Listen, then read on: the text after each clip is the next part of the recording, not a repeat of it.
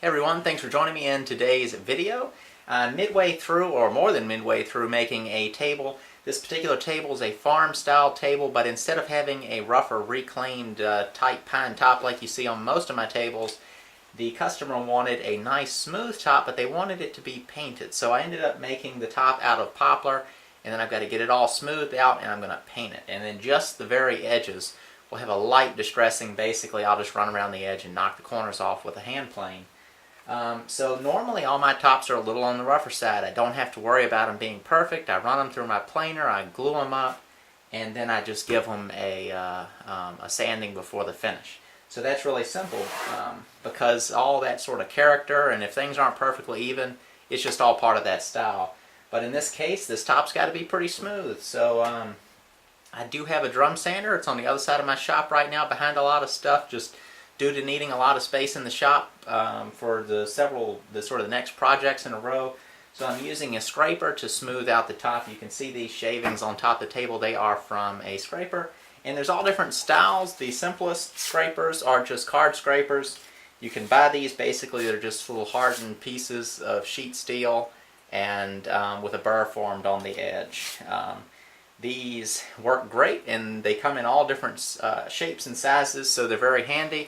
But for doing larger flat surfaces, for scraping them out, what works really good is this style scraper. Basically is in the style of a spoke shave slash hand plane. You know, it's got a nice flat sole, and then the scraper blade, which is the same as one like this basically, is held at the correct angle, and then you have this wing nut adjuster here, which is what puts the flex into the card scraper. When you're using a card scraper, you're doing, well, you can do it I guess however you want, but most of the time you're doing a push and you're flexing it with your thumbs.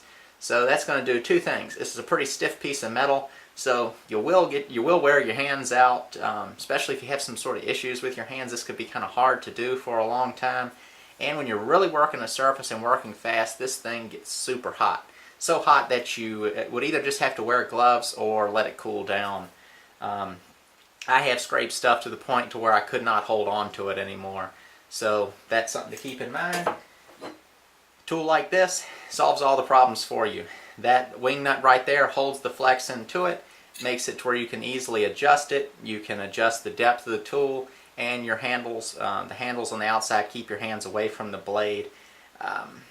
This also, in my opinion, is just all around easier to use. It's not as tricky to sharpen. With these, you can pretty much just put an edge on it. You really barely even need the burr, just because the way the tool works. So I'm just going to demonstrate it really quick just to kind of show you.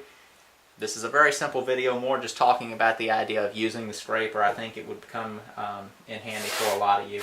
Basically what I'm doing in this case is just sort of scraping down that slight difference in between the boards, and it really is a slight difference in the case of this tabletop. I used a Festool domino between the boards just for alignment. I didn't even put glue down in them. It didn't matter so much. It's the first time I've used the tool for this particular situation, and I went ahead and used it instead of my biscuit joiner because you just get a little more precision in it, and with this top I wanted the least amount of shifting in the boards as possible. So let's take a closer look.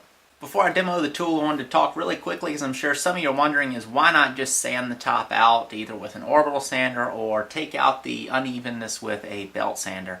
And that is because the belt sander can sometimes cause a lot more problems than it's actually solving. Your goal is just to smooth up the top. But what a belt sander can do, or a orbital sander, if you're trying to flatten out, not smooth, they're meant for smoothing the surface, not really flattening things out, you can end up in a situation where you get really kind of an undulated look, especially with a belt sander using those heavier grits. You can dig in, and very quickly, especially in something like poplar or pine, you can really dig into it quick, since it's not the absolute hardest stuff. But even with the harder woods, you can run into problems too. So with this scraper, I just have more control. Also, I feel like it's a little more focused. Another thing is you don't have to keep buying belts. All you need to do is on occasion just sharpen and put a new edge on your scraper, and really that's not all that bad no matter what kind of scraper you're using. If you do have access to something like a wide belt sander or thickness sanders, drum sanders, whatever you want to call them, that of course is a good option.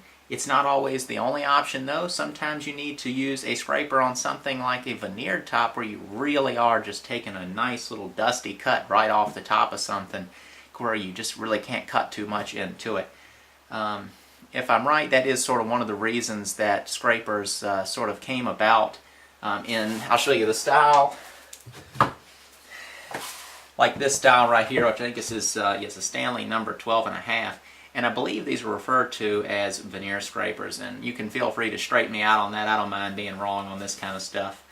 But of course, that's not their only use. Scrapers really do work good in highly figured wood for just dealing with a lot of grain going in different directions.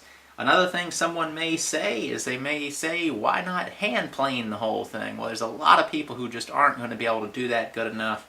Not have a good enough hand plane for doing that. When you get into planing out a whole tabletop, you know, the grain's not going all in the same direction. So you can get into a pickle doing that and really tear something out, even with a nice working hand plane if you don't know what you're doing.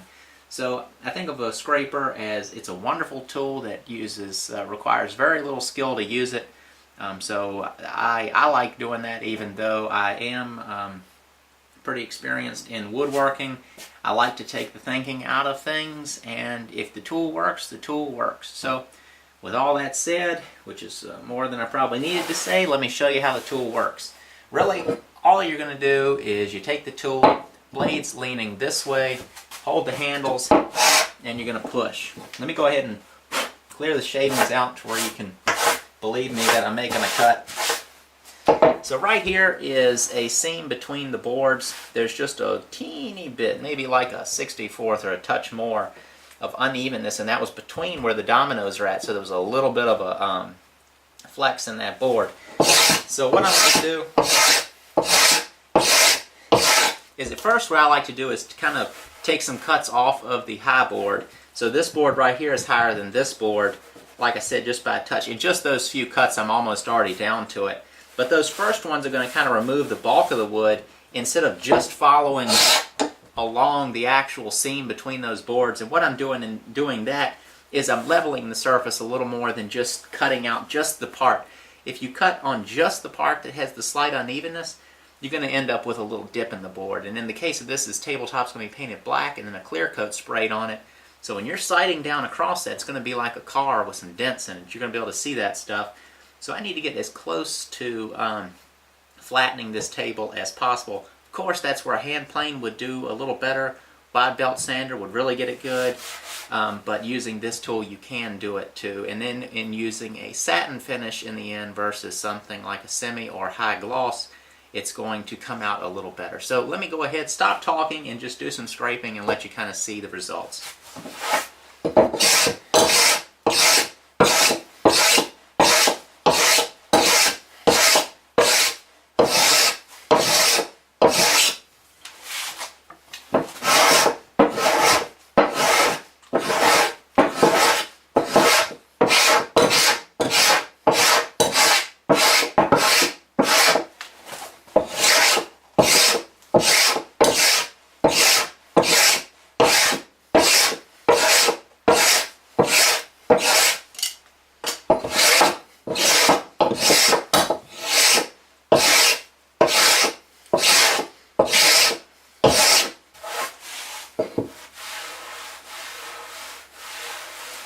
So that did a good job, and when I'm running my hand around on the table now, I'm not feeling a bunch of waviness that you might get from using a sander. Pretty much I kind of leveled down this whole surface, and this is close enough for the type of finish that I'm applying in the end. I'm still going to go back over the table with an orbital sander, but that's just to smooth things out. This is poplar, so it works really pretty evenly. But the grain is still going in different directions, so I'm ending up with just a slight bit of roughing of the surface, so the sanding will take care of that in the end.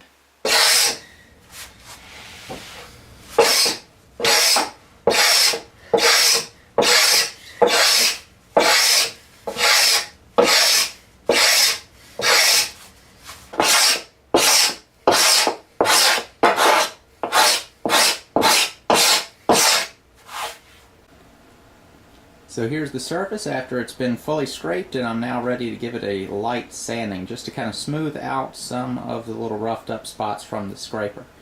You can scrape it carefully, go back and scrape it with a handheld card scraper and work out any of those little rough spots if you'd like to, and go right to finish from there.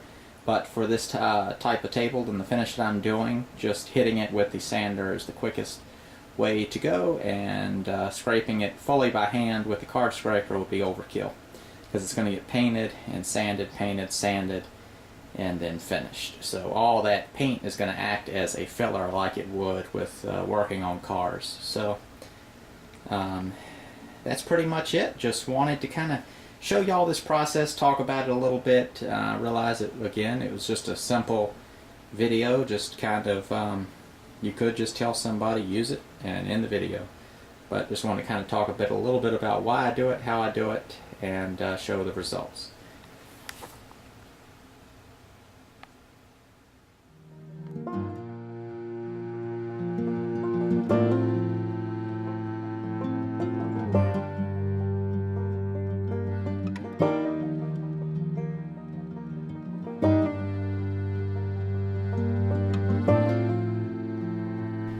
Well, thank you all for watching, and if you'd like to subscribe to my YouTube channel, you can click the red button on the screen now, and that will let you see when I post new videos. And if you'd like to see another video, me building a 10-foot long farm table, click the photo above. Thanks for watching.